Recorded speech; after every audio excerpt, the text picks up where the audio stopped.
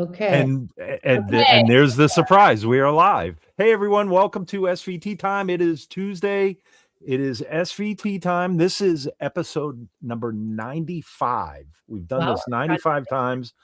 And contrary to what Nikki was saying earlier, we're still not pros at this, but we're still trying to figure it out. But anyways, very special guest today, Nikki Monninger from Silversun Pickups. Say that 10 times fast. My gosh. And Nikki, you're pretty much a veteran of doing this. You've done this with us before for International Women's Day, if I'm not mistaken, correct? Yes, yes, I did. Yeah. It's good to be back, and thank you for having me on. Oh my gosh, I know your schedule's been crazy with the new release and everything. So thank you for taking the time to do this. This is awesome. Take time for you, Dino. We've got a bunch of things, and of course, where my man is. I didn't introduce my wonderful co-host Dom Liberati as well. No problem. Yeah, it's been a few years since we've had you on, and I know obviously there's a lot has changed, and you've been busy, and we'll post some of the social links for Silversun up here on the screen here. So for anybody that wants to go check out their socials, Facebook, Instagram, and whatnot. But talking about you, Nikki, first of all, where are you originally from? Where did you grow up? I'm originally from Miami, but I grew up in Los Alamitos, which is in Orange County, just about a half hour south of Los Angeles, where I'm at now. Okay, and that's obviously where you reside now. Now, did you grow up in a musical family? What's some of your musical background? We always had a piano in the house. My dad is from Germany, and his mom, like pretty much the only thing she brought over from Germany was this piano. So it was always in our living room. And when I was 5 years old, I started lessons.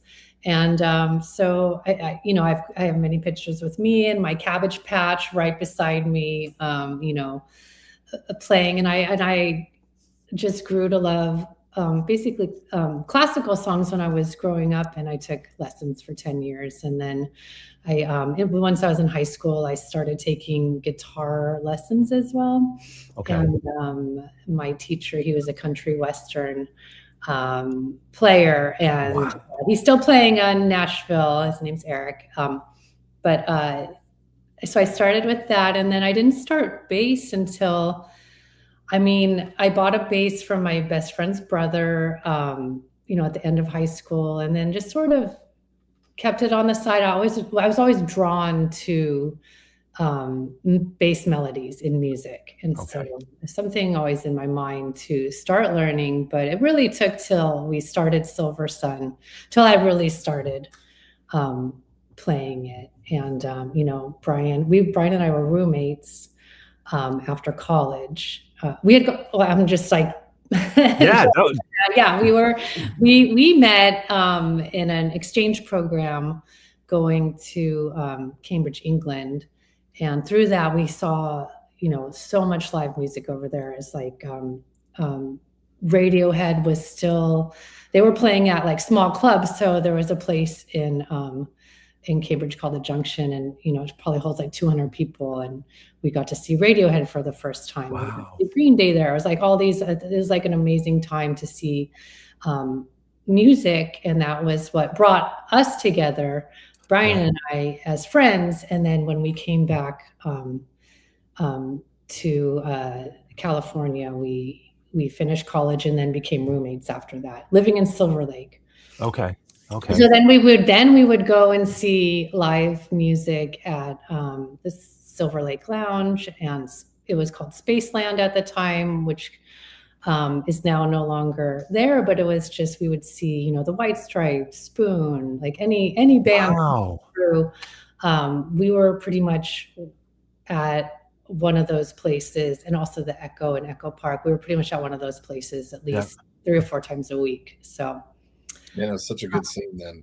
It was such a great scene, and so it was very nurturing towards artists they'd have. And for us to come, because we didn't have much money, amongst us. So they would have free nights, and they would have bands. I think Mondays was the free night at Spaceland, and then Silver Lake Lounge would have their free night. So it was just like bringing the community together. And we saw, I guess, through that, how, we saw our friends in bands, and we're like, let's start a band together. You see people that getting up there, and then you're like, we can do that too, basically. And so, after we were roommates for a few years, we decided to start a band together. So it was very organic and spread over a long period of time. So it wasn't like something that we were like, let's see how we can break into the biz. We were just like, play music together. And pretty much we were very happy just doing that. And, we didn't even have merch. We didn't have t-shirts. We didn't have, I don't even think we didn't have nothing for like 4 years into our band. And finally we're like, maybe we should make something, so we made, we had made a 7-inch, actually, maybe like 200 copies or something. Okay. With friends of ours called Pine Martin, which it turns out, Joe, our keyboard player, was in that band. So when we started, it was Brian and I and his girlfriend at the time, Elvira, and my boyfriend at the time, Kennedy. So for the first 2 years, it was the 4 of us. Okay. And then after around 2002, it became the lineup it is now with Brian and I and Joe and Christopher. Okay. So we've been together, the 4 of us, and for 24 years now. Wow. Yeah, like you say, it's organic. It's friends getting together to make music. It is, and we still, enjoy hanging out with each other. And, while we don't see each other as much when we're at home, it's like we get that concentrated time when we're on tour. And of course, if somebody's having a party or doing something, we'll get together. But sure. I have 13-year-old twins. So when I come home, I'm kind of, diving into that world. Like, I'm volunteering later today at the school, and just, they have soccer, and they're in a theater group. Man. The Silver Lake Theater Group, and I'm actually in the parent band. So nice. Wow. I'm in the middle of learning a bunch of covers for that. And one of the songs we're doing is "Growing Old is Getting Old," one of our songs. Oh, cool. Yeah. And so one of my daughters is singing that. So we just started practicing that together. And then, I'm also learning like Pulp, Common People, and then there's David Bowie, just a lot of great covers. Wow. So I get to be a part of their existence in this world of theater. So Sure. Does mom give them pointers at all, or do they want nothing to do with hearing from mom, or is it? Well, it was interesting because we didn't really start practicing until we had to practice, together. Okay. At their rehearsal. And I just thought it was my daughter Margot, and I was like, I thought she did such a beautiful job. I had nothing, I was just so proud of her it's like she knew the song because she's heard it so much. Sure. And we just had to change the key a little so she could sing in Brian's vocal range. Yeah. And I'm just excited I'm excited that they are welcoming me into their world, and I can still be a part of their world as they're growing into teenagers. And oh yeah.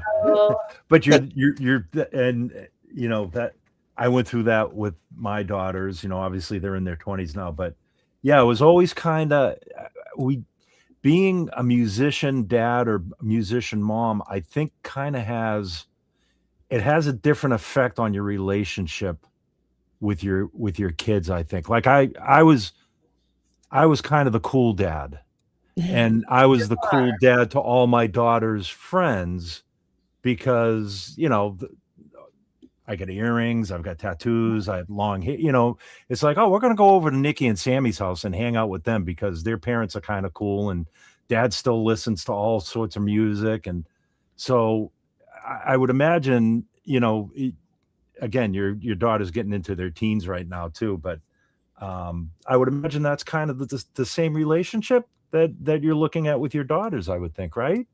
Yeah, I mean, I think they still cringe sometimes. When they Oh, I'm not saying that doesn't ever happen, but But, you know, and I can also tell the kids who have musician parents or parents that have been like feeding their kids all this wonderful music and making that like a focal point of their lives, because they will be singing along with things in the car.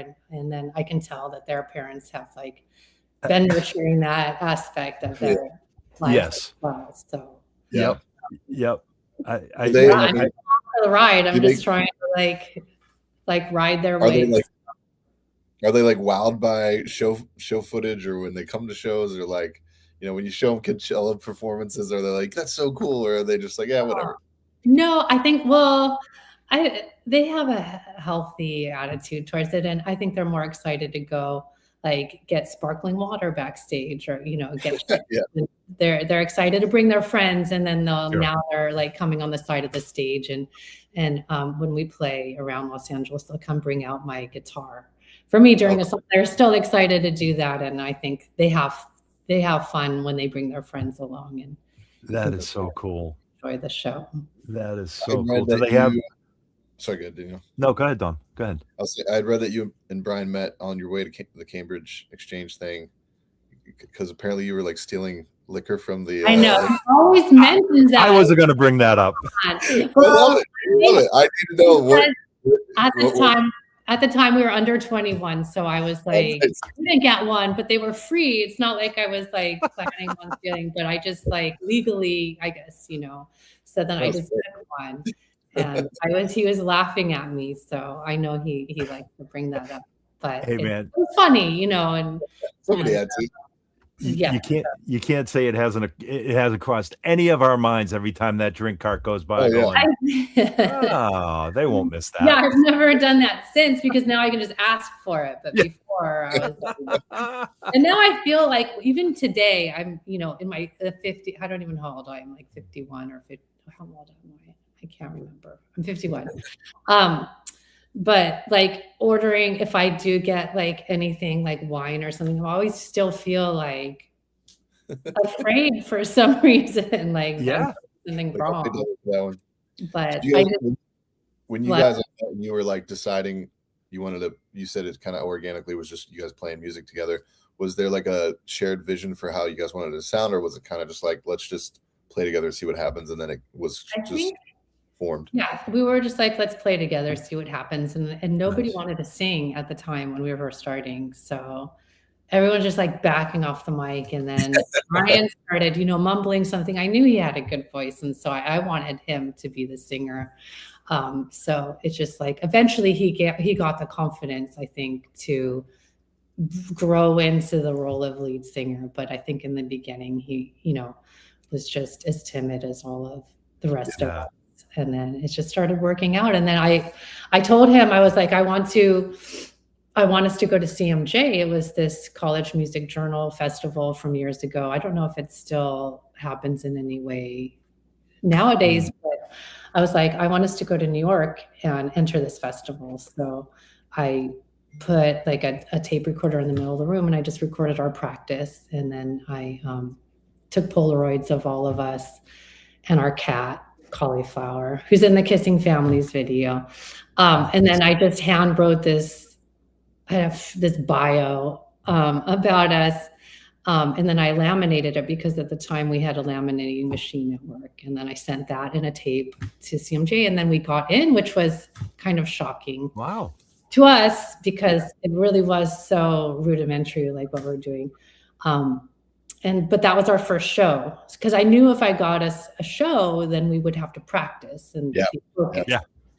And then while we were there, someone from Spaceland, Mitchell, who was, you know, the booker at the time, or who owned Spaceland, he's like, oh, you have a band now. And he knew us because we'd go to the shows all the time. And he's like, when you get back, I'll book you a show. So he booked us, you know, like midnight you know, we'd be the cleanup band for many years. We were just like, just give us any, like after every show we would play, and then I'd follow up and be like, do you have any other shows we can play? Or, you know, so he knew that we could bring a lot of people there, because we had a lot of friends in Silver Lake, and everyone was like always going to shows. So we would either play first band or last band. We would never be in that coveted like middle spot, in those middle spots for like at least a couple of years, and then we've been doing that ever since. And here we are. We're just always like grateful that we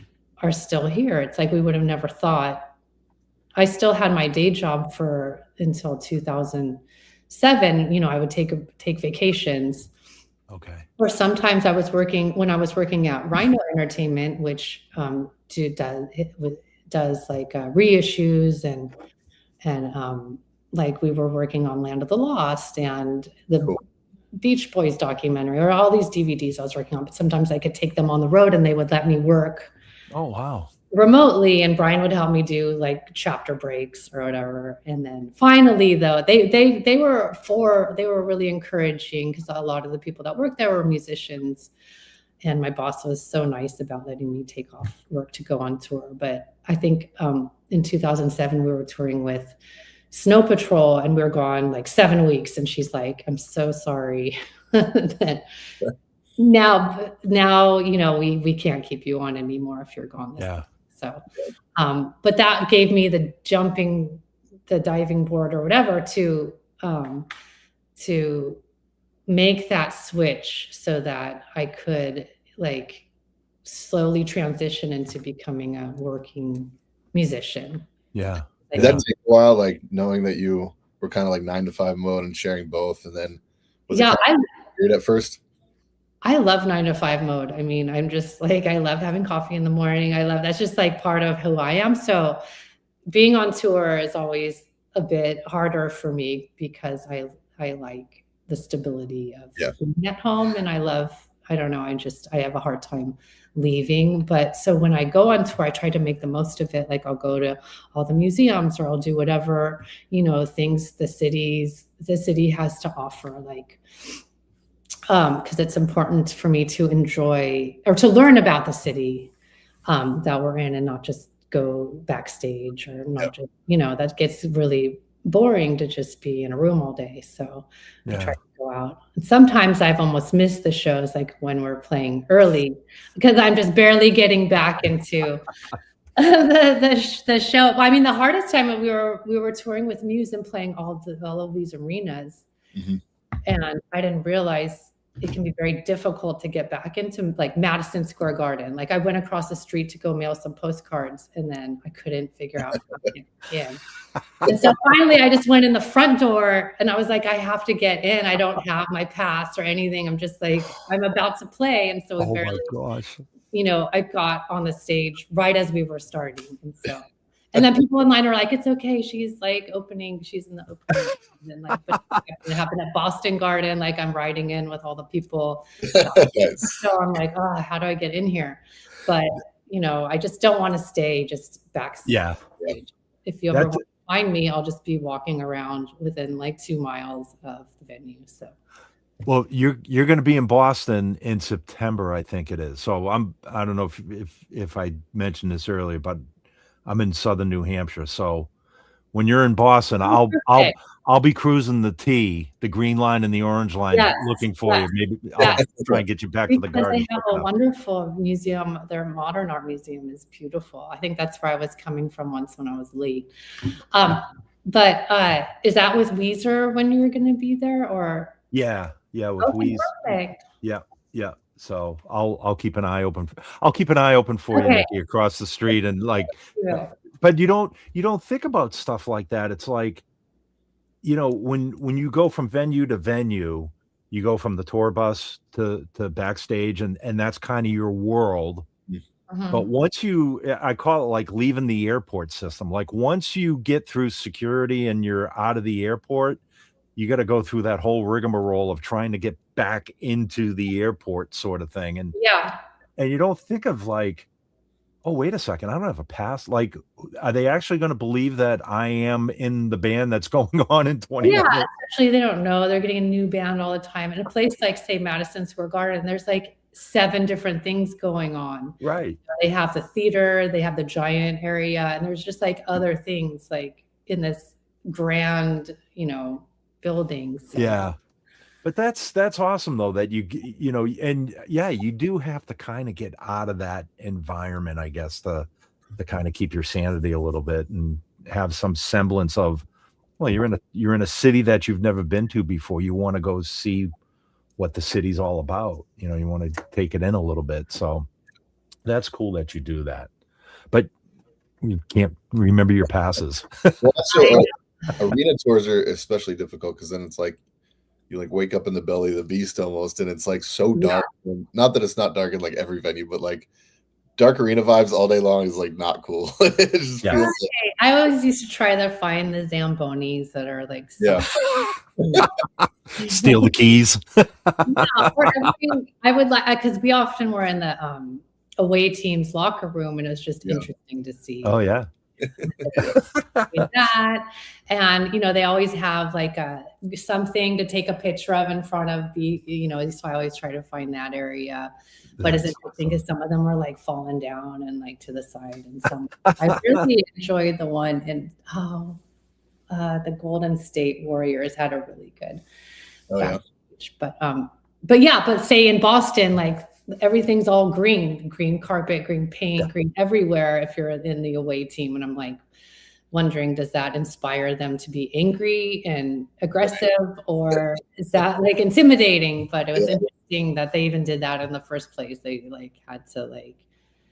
Yeah, I honestly don't know. It might have something to do with, you know, because the Celtics green and trying to psych out the opponent. Oh, yeah, of course it is. Like it's like bright green, the whole room. Yeah. Like, this is so weird. Man.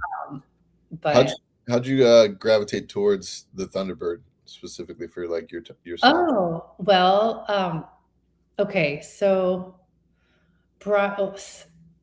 before Brian and I were in a band, he was in a band called Sad Monster, and he borrowed my bass, the one that I had gotten in high school. And it was this Ibanez that I had bought from my best friend's brother. But by the time he was done playing with it, like 2 of the knobs were broken off, and he just handed it back to me like, it's broken. But I think his birthday was around the corner, so we got like 20 friends together, and we originally bought him a P bass to replace this Ibanez that he broke. But then we had the place we lived at, we called Leaky, and we had parties all the time. Like it was a big, like, we just loved throwing parties. I think Brian and I were always loved the challenge of trying to get to a party together in 5 minutes. So it's like, okay, let's have a party. So we were playing at Silver Lake Lounge, and I then was borrowing his bass, his new P bass, when we started the band, because I no longer had a bass. So I borrowed his. And then we played the Silver Lake Lounge, but we were having a party after. So he's like, we got to get out of here after we play. So I was like, let's do like a dummy check. Let's go back and make sure we got everything. He's like, no, we got everything. Let's go. So that night, you know, the P bass was left because we didn't check. So that got stolen. And then somebody came to the party and was like, are these your pedals? They brought my little suitcase of pedals. And I was like, yeah. But anyway, so the bass was stolen. And then, but I had renter's insurance. So we were able to, you know, replace it. Yeah. So I asked Brian, I was like, do you mind if we try this Thunderbird? Like, I see a Thunderbird on eBay. Do you mind if we try that one? Because I'm interested. I just was like interested in the tones of those that I'd heard. So he's like, sure, we can replace it with a Thunderbird. So that's where I started playing Thunderbirds. And that one was so great. It was the paint was all stripped off. So it was just like, I love the sound of that. But every time we went and toured, if it rained, it would like, there'd start being dead notes because it had no lacquer to protect it. Yeah. It would just suck up all the water. And then, so that was a problem. But we ended up, you know, since then I discovered how much I loved the sound of Thunderbirds. And I used to play a Galen Kruger bass because another friend of ours just had one. and I think I bought it from him, but I love the way his sound. He would make all this experimental music. His name was Damian Romero, and he would sometimes, when he played, like I remember seeing him play, and the bass started going on fire, like was smoking, going on fire, because he was making such intense noise. And he would sometimes put paint, and he put paint in a canvas on top of his bass, and then like make art. It would start rumble so much, the vibrations would create a beautiful piece of art. But anyway, so but then through that, I slowly gravitated towards the Ampeg after I think that bass, I don't know if it broke, what happened to that bass amp, but I had been researching Ampeg, and then Ampeg tube amps, and I love the classic SVT, and I've just never gone back. I use the same cabinet I've used since the first one I bought. It's gotten all torn up, but now we keep it in a case, and it's just like they're so, I don't want to start a commercial for you guys, but it's like, no, it like withstands everything. And we still tour with a tube amp, even though it's a little more difficult than solid state. But, every couple of years, we just have to like have it tuned up, and then it's just, I love it. Yeah. Yeah. In fact, Premier Guitar did a rig rundown. Is that the P bass on the Well Thought Out Twinkles video? Oh, good question. I don't think it is. Is because I think that one might be white. If no, the P bass was stolen. Okay. Before that video was made, but I think somebody had just brought that because it was white, and the whole video is black and white. So, question though. Yeah. All right. Sorry. Go on. So I was going to say to that question, when you're in the studio, and I was going to ask you, because I want to talk about the new album, Tenterhooks, but the first track, and through the whole album, your bass sound is like amazing. Not that it's not amazing on all the other records too, but like that was the first thing that kind of jumped out at me was Ampeg, Thunderbirds, the bass sound. So are you using Thunderbirds on the recording as well, or are you kind of going through a battery of different basses? Usually it's between two basses, my Thunderbird, but it's been modified because it's really hard to record Thunderbirds. Okay. So this one that's been modified, Butch Vig, our producer, and his right-hand man, his engineer, Billy Bush, they were always struggling because I was always like, we have to record Thunderbird. How are we going to? So they were always struggling because it's like kind of hot, but then it's like difficult.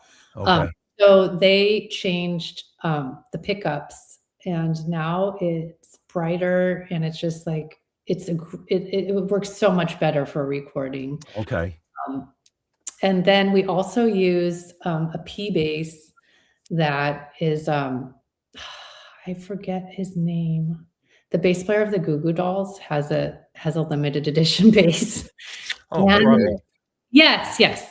And somehow Butch got a hold of this bass, and it sounds beautiful when it's recorded. Okay. I don't even know if Robbie knows that we're using his bass. Those are the two basses that I'll use. So a modified Thunderbird, and his bass from the Goo Goo Dolls. So, but yeah, the P bass, and instead of dots on it, it has like footprints, because I guess he like plays live barefoot maybe. But so it has these little footprints on where the dots go. Okay. But that's awesome. I've only seen BBs actually live. So what? Yeah, I've only seen like Yamaha BB basses live. Well, I don't know if he doesn't play with those P basses anymore, but we get a lot of good sounds out of them. It's cool. I'm stoked to check it out, the new record. I've been a fan of the band for a long time. Yeah, no, and Butch is so, because sorry, go on, Dom. I was just gonna say the Thunderbird tone, like that is so like signature to the band. Like that's what I was thinking. Like, it's better or worse, it's cool how you fell into it. because it is so like, But it so sounds, I think it's specifically like the Ampeg with the Thunderbird. I just love the tone of it. And I often I don't have to use too many pedals because I feel like you can sort of manipulate the sound by playing differently, but it's just like the way that it resonates and just there's something very special, I think, about that combination. And the guys are always like, hey, try out a new, you should try out something new. And I'm just always, because I'm like, why? I love what this sounds like. But I don't know, maybe someday. And even the small, like that small, what do you call the micro? The micro that you used in the video. Yes, that sounds great live. I play in a parent band called the Helicopters. That is my girls' elementary school. And so we play like at Halloween on the street or so, or for the holiday Christmas tree lighting. We'll play, right after, the 5th grade chorus or whatever.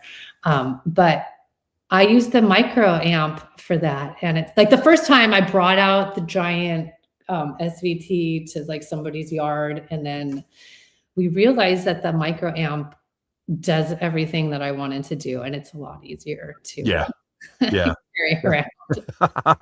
It's a lot easier. And I'm so happy with it. And it's adorable. And so so definitely for the Reservoir video that we just did, I was like, no, I'd prefer the micro, not only because it's easier to carry around, but it's just so cute. I just love it. It fit the whole vibe of that video too, by the way.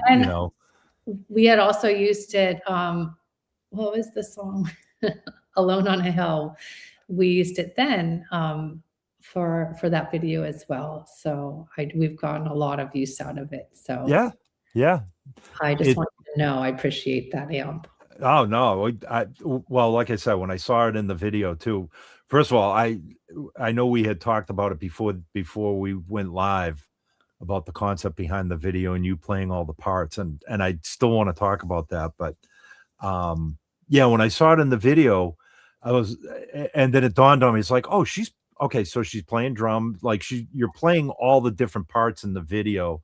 So when you're playing bass, obviously you had the micro VR behind you. And when you were playing guitar, you had, I think it was like a Fender Twin or something behind you. And so it was cool how the video switched, but explain to us the idea behind that. Cause I'm sure we see the finished product of the video, but what we don't see is, you probably, for every instrument that you played in that video, you had to run through the song a couple of times. Yeah, probably more than a couple, especially with the drums. I was struggling. I was, I have taken, a few drum lessons over my life, but I'm not, a drummer at all. But I wanted the challenge of learning how Christopher plays, because he plays open-handed. And he was very nice to like the night before. I'm like, Christopher, how do you play the song? And then he sent me some videos of him from different angles so I could try to get it along. But I tried my best, and I think there are some good edits. But I was like, we got to do a fill like this, and just. I was trying to remain true to how Christopher plays, and I thought that was how, I would do an homage to him in that. Yeah. But our friend Susie, I don't know why, but for some reason she's like, why doesn't Nikki do everything? And so the guys, I think they always shy away from a performance video, so they have no problem letting her. That's awesome. Have her way with me. But with Brian, I was just trying to learn. I was like, oh, what's he doing? So for like a couple of days, I was like, what is he doing? And then I couldn't figure it out. So I went over to his house. I'm like, what do you do there? And it was so like part of the greatness of Brian's playing is that it's so hard to come up with it. But once you're like, oh, you're just doing that. And then it's so simple. I mean, I'm not saying it's simple at all, but like what I imagine, what I hear him doing sounds like 50 guitars are happening. Yeah. But comes down to it, it's still like at the root so hard to like create something like that, but so like but you're like, oh, it's just that this can be played on an acoustic guitar simply, as well as like sounding so giant over speakers. But he was very nice about that. And then Joe's he actually lives in Kansas City now, so I just had to figure out the keyboard part. Okay. Yes. Okay. No, go ahead. No, but that I was able to do that because I had played keyboards before. So right. No, and then I just figure out the bass part that I was doing. No, I just had to practice, because there's like 6 months in between when we make the song and when we're doing the video. I'm like, oh my gosh, what was I doing there? What did I do here? Like, the second something is tracked, it is out of my brain. Like, yeah. So it's a good way for me to practice for tour, though. So I have to calm down on me. But I was going to ask you, Nikki, like, what is like the writing and the creative process amongst the band? Like, I mean, listening to this, and I will admittedly say I'm probably a newer listener, newer fan of Silversun pickups, so I'm like going through the catalog, especially the latest album. There's so many layers. Brian into the production. It's amazing. Brian layers all day long. It's great to watch him, like just at the end, just like adding more and more little guitar twinkles and stuff. Man, but he'll come in with song ideas, and then we just kind of build on those. And I think it's been so nice because we have been working with Butch now for many years, so he knows what we're like, and he can bring out the best in us. And he's so fast at what he does. It's like we don't even know. Like usually when we come in, we'll talk for the first half hour, and then all of a sudden, like he gets us to start playing. He'll just like he's a master not manipulator, but you know what I mean. It's just like all of a sudden we're focusing. Or 10 minutes before, we're just like talking about movies or whatever, and then I could see his mind is always working. And even when we've just recorded something, like he can hear things that nobody else would even think about, like little like tweaks, or like he like something will just be standing out to him that he like has to fix, but we're like, oh, we would have never noticed that. But because that's why the greatness of Butch is that he catches those things. Sure. So but I would say, the most fun is when just adding things at the end and making noises that you don't know what you're like, what is that? Part of what. But that's your process, though, is in the studio together. We used to come in, record demos ourselves, like have this horrible demo, and then we would like build, like then transfer that to the studio and be like, this is the idea, but this sounds horrible because we don't know how to record anything, as a band. No, I'm just saying we tried. No, we sincerely try, but that's where we realize the genius of engineers and producers, because you're like, you know everything about playing this song except for how to put it down. And record it. So, but now Butch, I think we just go in and Brian will start playing his idea, and then we'll just start building on it. And sometimes, Butch will be happiest with Brian's first acoustic guitar that he's just doing for a scratch guitar. He's like, let's keep it. It sounds great. And there's something spontaneous about that. It's as opposed to making it so streamlined and perfect. It's nice how it sounds. So that's kind of how we've grown into it. And, I think Butch is so good at knowing what kind of bass sound that I want. Like, I just have to say a few things and he's already on top of it. And just, I'm always very blown away by how in tune he is with getting it to sound so well. And Butch and Billy together. That's crazy. That's all. And I mean, that's why Butch is Butch too. He's so good at what he does, and nice. So the Wisconsin in him is just like emanating. And oh yeah, recently he got us in, like, the past few years, we've been doing something called Joey's Song, which is something that he and his friend Mike um, have been working on for many years, which does it raises money for epilepsy and epilepsy research. And he gets together all these amazing musicians, and then we do a couple nights of, like, we cover each other's songs, we cover Beatles songs, we cover Big Star songs, and Jody Stevens from Big Star is in it, and this year Matt Sorum did, and it's just like all these like amazing musicians. Vicki Peterson and her sister from the Bengals, and some of the Go-Go's, Jane Whelan and Gina Shock. And it's like, we get to be a part of this. Like, it feels like going to a dog park of musicians. And we were like, oh my God, I'm so excited to play this song. I'm so excited to play this song with you. And now, you created this song, and now we're all part of this, and to go for such a good cause. Yeah. It's so we've been doing it every January in Wisconsin. Okay. In Madison. So that's something that we do when we're not touring in January, because nobody likes to tour in January. It's like perfect. Everyone's free.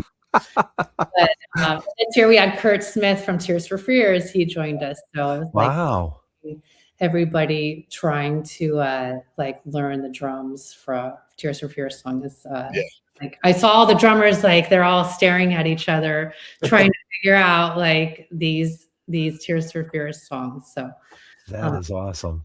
That was fun. So anyways, I don't know how I got off track, but I just I was just thinking though, for anyone who's in Wisconsin or wants to travel there in January, it's such a fun show. Okay, I'm assuming it's an indoor show if it's in Wisconsin in January. Indoor show. Yeah, you're correct. Good. Yeah, and okay, Dom.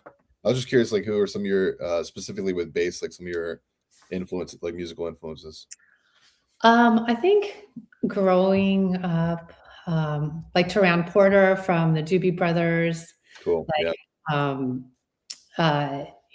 Right before we started playing, we were listening to a lot of Modest Mouse, like Eric Judy. I love melodic bass lines, and also like Kim Deal and Kim Gordon. It's just like combining all of these beautiful bass players and knowledge, and having hopefully some of that seep in has been,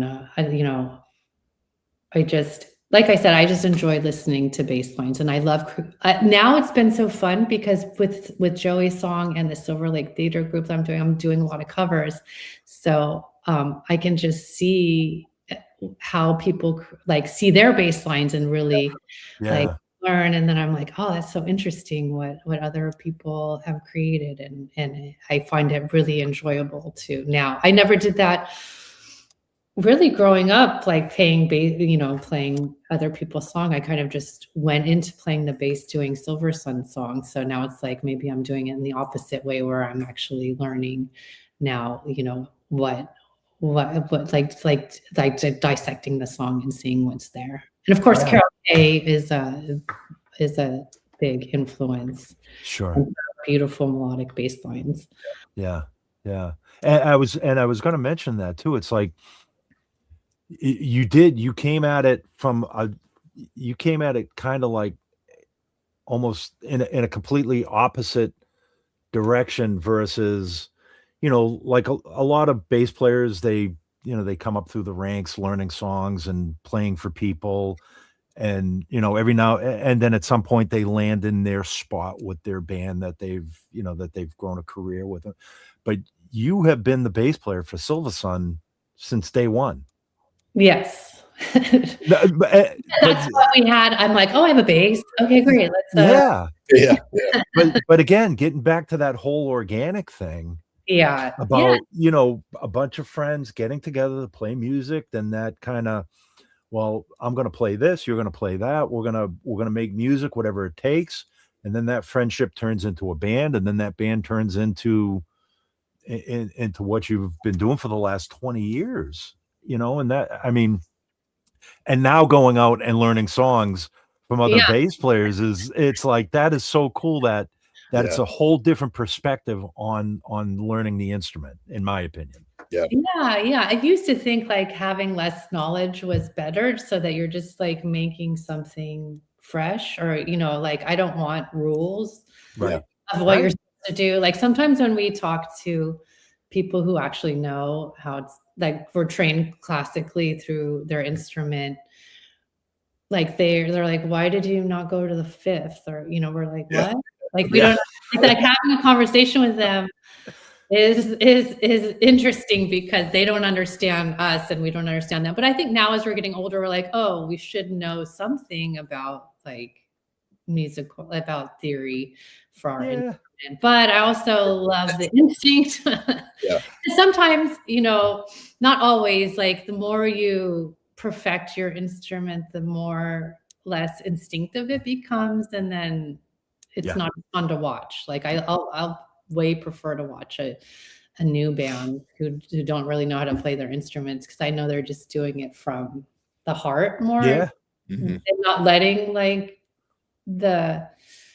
all the rules get in the way. But as I'm getting older, I appreciate like people who know what they're doing. So I think, I mean, there's definitely a, I don't want to say a line there, but and of course, working so close, being so close to Boston, with a bunch of really good music schools in Boston, like Berkeley and the Conservatory. And I remember when I was living in LA, going to Musicians Institute, you would see ads at Nadine's Music looking for musicians, like bass players and guitar players, and they would specifically say no GIT students or no Musician Institute, and it was like, and I understand why that was, because for whatever reason, sometimes you don't want that interfering with the creative process. Like, oh geez, this song should be a 1-4-5 or a 2-5-1, or music theory states that it has to go this way, sort of thing. Yeah. Because once you get in that mode, it's hard to get out of that mode. Very much so. Because not only do your eyes and your brain and your knowledge train you that way, but then your ears follow. And it's like, if you hear something different, your ears are like, why doesn't that sound right? Well, because right, is it doesn't sound right? Does that mean it's not right? No. No, it's not right. I was talking to someone the other day, and they're like, it was really interesting when you went to this note instead of this note, where I would have guessed you would have gone. And I was like, oh, I didn't. There's no roadmaps here. But I appreciate people who have also mastered their instrument. I don't say anything. Well, me as a listener too, like if I see a band play live, like it's one thing to, like, it's obviously like know the songs and perform them, but like to have it both as a vocalist or bassist, like I don't want the same performance every night. Like I would love going to see bands live and seeing something different than what I'm getting from the record. Like just it's just like a little bit different feel or different, approach on a verse or something like that. But I'm like, I feel like people that are deep into theory too is like, this is the performance, this is the song, this is how it's played. But somebody was asking along those lines, kind of like how much reading do you do to learn bass lines? Oh, what does that mean? Honestly, if you looked at my notes, they were filled with like my own special. It's just like 1s and 4s and 20. Like it's all. I don't write out tab, but it's something that I understand it. So I don't. And if I need to get a bass, like if I need to write it down in a bass note, I have to think about it on piano first. And then try to bring it back to the bass, because it's like I didn't learn that way, so I just learned more by ear. But I do take meticulous notes when we're recording, just because I get so nervous, like the finality of it all. Like makes me, and I don't want to like waste Butch's time or our producer. I just so but my notes are not chart notes. They're like my Scrabble. So Would you say it's more like a Nashville numbers system where you just kind of you write out the roadmap of the song sort of thing? Yes. Okay. So, Okay. but as far as but it is it's hard for me to I have to imagine it in a piano form and then move Sure. back to bass. So that just takes a long time for me. So Yeah. I just write down a bunch of numbers, and it Yeah. makes me. That's what that's what I can read. And I mean, myself, speaking for myself, I know, like when I'm learning a song for an artist or for a session or whatnot, if I look at a chart or I chart the song out myself, I'm chained to that chart for the rest of Right. eternity. Right. Whereas if and I tell whoever I'm playing with, like, I'd rather memorize the song and go into rehearsal and flub it up a couple of times, but then have it down without having to look at a chart. Right. You know, 'cause if other people are like, no, we got to get this right the first time. So I was like, all right, well, I got to read the chart because I know I'll screw it up the first time without looking at a chart. And from that point on, I am like, I am tied to that chart. Yeah. Tied to the chart. No matter how many times I've played Mustang Sally, although I do know the changes to Mustangs, but just it's like I am tied to that chart for the rest of my life. It's I love a weird thing. Any rehearsal where people have been brave enough to like share notes or share, this is what I tried. This is what it doesn't matter how many people are trained in how many different ways. If there's like 10 different charts, there's gonna be like 10 different ways that it's like in combinations of things. When people look at my little iPad notes, it's like another language. I'm like, yeah, I know what it means.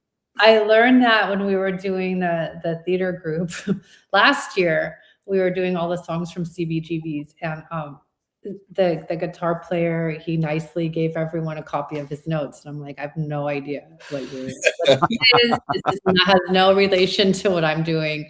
So, but I appreciated that he had my way, and I'm like, I don't know what you're doing. So then I just listen. I'm like, does it sound like I'm playing the same notes as him? And that's right. How that goes. Yeah. Sometimes you get them in Sanskrit, and it's hey, shout out to the last user that had that question, book 3100. They made a comment of like, I'm reminded I got to put a Fralin pickup in my 54P bass. I did exactly that, and you won't regret it. And I felt very sacrilege to do it at first, but because I was like, it's a Fender 54. Why would I? But it sounds amazing. Go for it. Always, I feel the same way about like altering something how it originally was meant to be, but like how we made the change in the Thunderbird. Actually, we called mine a Thunder Giraffe. We have a little it's a giraffe. It looks like a Thunderbird, but we've created a giraffe. Joe and our old front of house guy and a friend helped create a giraffe that looked like a Thunderbird for my. That is awesome. Is that in the yeah? I have it right here. I was gonna say, is that in the rig rundown video? I can't remember. So, it's beautiful. Yes, so awesome. That is awesome. That's great. You almost got like borderline Pegasus or like unicorn vibes. But now some of our crew has those tattoos, and it's oh yeah, do they really? Nice. That's somebody asked Nikki, when you perform live, have you ever based your performance on the vibe of the room, like reaction? Yes, definitely. I think that we are always like in the moment, like we try to, or I know that I do, and I think that of course the guys do too, just to be in that moment. And it very much changes the vibe of the room like that we're in. Like our performance is definitely affected by everyone else. It's like a give and take from the audience, and I think definitely we react to our environment. And it definitely changes when it's a seated theater versus one like that. It just depends the sound of the room. Like Kane's Ballroom is one of our favorite places to play. It's just I got such a great vibe, and the people there in Tulsa. That's in Tulsa, and like the 930 Club. I have this is my favorite mug. I like. Cool. It's my special. That's actually awesome. This one, mine broke, and Brian was nice enough to give me his. Nice. But That's cool. Do you prefer smaller rooms than say like TD Garden where you'd be playing with the? I think I get a lot less nervous if I'm in a giant place. In a giant place, like the audience is very far from you. You know, just physically, it feels like it's just a lot easier for me when we play at these big places or big festivals. Like, it feels different than when you see people right at your feet.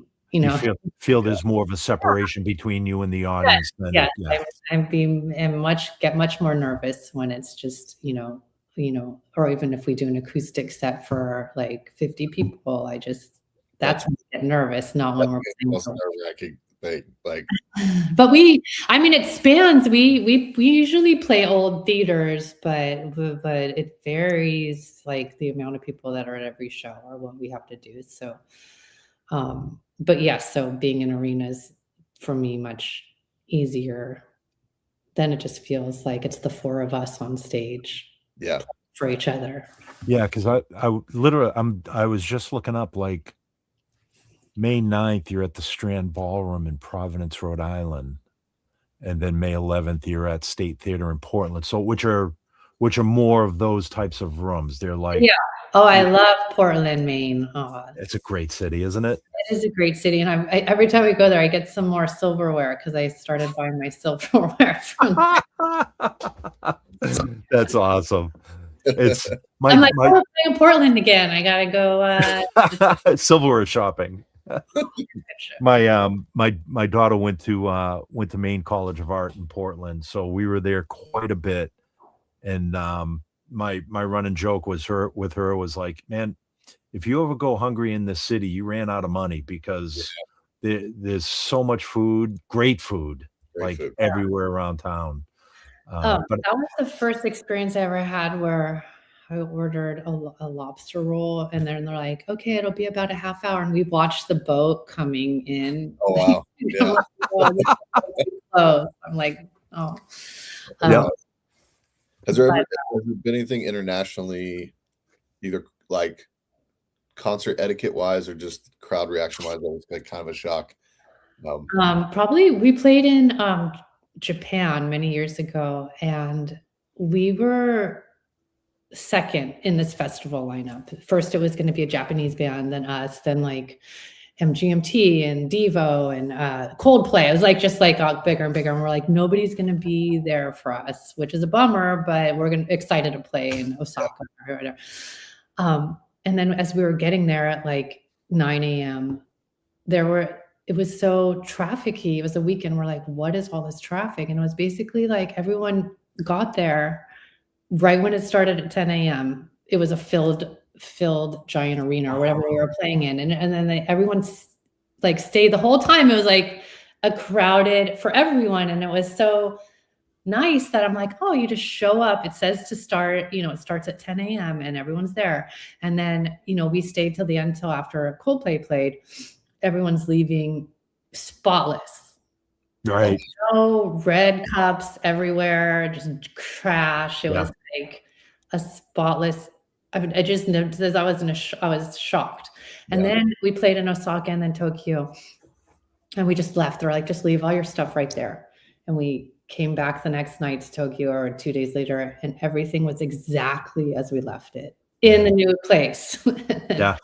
So I think that was a big shock that I was so impressed with our experience in Japan. That's so cool. But yeah, it's very, very true. Yeah. We're at the top of the hour here. Hey. But you haven't survived it yet. We got it.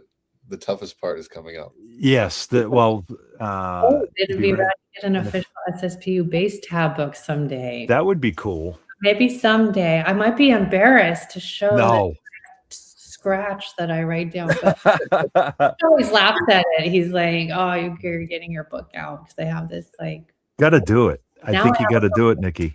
Okay, we'll see. We'll see. I feel like whatever new pickups you have in your Thunderbird, just do like one little tweak to them to make them 100% your signature, and then you could sell them as the Silversun pickups. I know. You know what? We went to Gibson. We're like, you should have this be a recording one. Like, and they had no interest. But we're like, okay, we're gonna have ours I think right here. It's the best one for recording. Yeah, Dom, you're onto something there. I'm telling you. Okay, so one thing that I didn't point out in the outline I sent you yesterday was we have like a quick. Well, now it's up to 16 questions. Okay. And it's just nothing to be nervous about. They're real easy. It's just they go from gear to kind of touring questions. It's going to be fun. Trust me. Am I going to remember? Oh, hold on a second. Okay, there we go. FaceTime call from my neighbor. Okay. Oh, you should put them on. No. Yeah. It was actually on a group chat with 11 people. I think he might have made a mistake. Okay, so the point is, I give you multiple choice, and then you choose your favorite. So, first question being, and we know obviously the answer to this would be Thunderbird, but the first question is P bass or jazz bass? Oh, I have P bass. Okay, I used to have an old Reading jazz bass, and I don't know. I just like the P bass better. I can't explain why, but once I started playing Brian's P bass, I just really enjoyed playing that. So it's really, maybe someday I could come back to that, but for now I would say P bass. Okay, all right. Thunderbird. Well, absolutely. In fact, I think Gibson should do a Nikki Monninger signature Thunderbird and call it the Giraffe. Yeah, totally agree. Passive or active electronics? Oh, you know what? Interesting. I would have always said passive, but there's an active pickup in this new Thunderbird. Okay. For what reason I feel like you should have a signature. That's you have to put a battery in, right? Yep. Yeah. Okay. I'm still learning. That's all right. That's all right. That's enough. Round wounds or flats? Round wound strings or flats? Oh, round wound. Okay. B15 or SVT? I think we know the answer. SVT is a B15 like the 15-inch one? Like what is a little like my little studio amp here? Oh yeah, no, SVT, of course. Okay. Cable or and I was going to ask you about this, but cable or wireless? Oh, you know what? I used to for a while I was going wireless, but then when I became pregnant, I just got nervous about like the things in the air. I just then I went back to a cord, and I'm just happy with a cord. Okay. All right. Not that anything can happen. It just like made me ultra aware of like with all the RF frequencies flying around, and I noticed on some of the videos that I saw you in, you had your battery, and I don't know if this was for your bass or if it was for your in-ears, but you had your wireless pack strapped to your arm. Yes. Well, because when I play, I usually play in a dress. Yep. And it just became the one spot that I knew, like the dresses don't have belts always, or like to be able to access it, because often I need to turn it down at some points or up. So I need to have access to it. So that was pretty much the only place. And I didn't realize other people didn't do that. So here I am, I just put it. And then I'm using a strap. I bought like 5 of these straps 20 years ago, but it's basically those old iPod like running straps. Oh yeah. Yeah. It's perfect. What I use, and now I have one left, so I'm like, I need to figure out. Well, that's a lot of access, though. I agree. I just thought it was very interesting seeing it on your arm, but of course, like you said, if you don't have any other, you're not wearing a belt, or it would make sense to put it on your arm so you have an easy reach to it. People who have it just like in their dress back here, and I'm like, what do you do if things go haywire and you're in your ear? You need to be able to because sometimes things they go really loud for some reason. Anyways, that's right. Okay. Pick or fingers? Pick, but I am starting to use my fingers. But if we have something really mellow or if there's something that I don't want, like any sort of click of a bass pick, like on slower songs, sometimes I'm becoming more comfortable using my fingers. So Okay. but in general, I like how you can dig into it and what the sound it makes. Yep. With The attack. bass, Okay. like for our music. Number 7, IEMs or floor wedges? What's the IEM? Is that ear and ears? In-ear monitors, yeah. In ears, because I could never hear, like traditionally in the past, Brian's amp was always so loud. I couldn't even hear my wedges at all. You know what I mean? Everyone just keeps trying to put up my bass is loud. Oh, yes. And then all of a sudden I'm like, my vocals are pretty delicate. Yep. As far as like how Brian is a very strong singer and I'm very low in the mix, or so I need to have in-ears to like make it high in my ear. Yeah. Sure. And it's funny how wildly different our in-ear mixes are. Band member to band member. But Mike starts to walk over and look at my iPad settings and like judge where he's at based on everything. I was like, don't worry about it. I try not to upset Joe too much, because I always, like, keyboards are low, because once you get that wash of keyboards, then everything goes. Yep. And I'm just like, I just need to hear all the things. But I put him up little now. I can. Pedals or no pedals? I use pedals, but not a lot. I have a woolly mammoth for when things get really aggressive. Yep. And like say the end of Lazy Eye, or and Growing Old is Getting Old, like all of a sudden, like I'll use it then. Okay. And let's see. I love Strymon pedals. I have an Ola one. I have a Boss yellow distortion one. Okay. For a couple of songs, but in general, I find that I can manipulate just how I'm playing to suit that. And I also think that basses don't, unless there's like something really aggressive happening, the bass just needs to be a bass. So me, and I don't need a bunch of pedals. So okay. Nice. All right. And again, I think, and a compressor, to much of my chagrin. I think. Me too. Yeah. Okay, getting into travel, window or aisle? Aisle, 100%. Okay. My family and we just got back from Japan, and I couldn't have the aisle. We were like window, and I was like, the whole trip. I gotta have an aisle too. Worried about waking people up and just need to be happy. Can't do it. I don't like being locked in. Yeah. High bunk or low bunk? High bunk always. I've had the same bunk for years, but because I know it's not realistic, but I think if I'm in the low bunk, somebody above me might collapse or something. Into my bunk for whatever reason. I always have to be up on the top bunk. Okay. Climbing. Black with white piping or silver and blue? And we're talking about the cosmetics of Ampeg amps. And so your rig, this SVT with the cabinet, is black with white piping. But I don't know if you like that, or if you like more the vintage look with the silver and blue, the old Ampeg stuff. Oh, I think the mini amp, does that have the blue? That's the mini amp is silver and blue. Yep. I've never thought about it, but if I had a preference, it would be this silver and blue one, but it's not. My amp is not the silver. Okay. I'm just noticing the difference now, but I would go with the vintage one. Okay.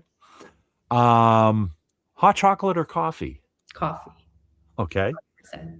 Favorite place to eat on the road, and it could be a specific restaurant or a cuisine or whatever comes to mind. Go with a cuisine. Well, I have a soft spot for Stubbs in Austin, but the cuisine I like Thai food, so I would. Go. Okay.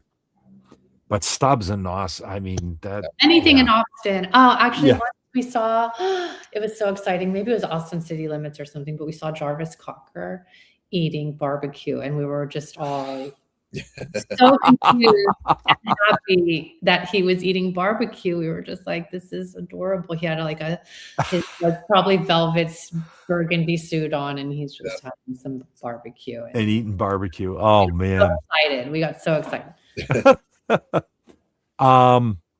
Do you have a favorite go-to lick for sound check?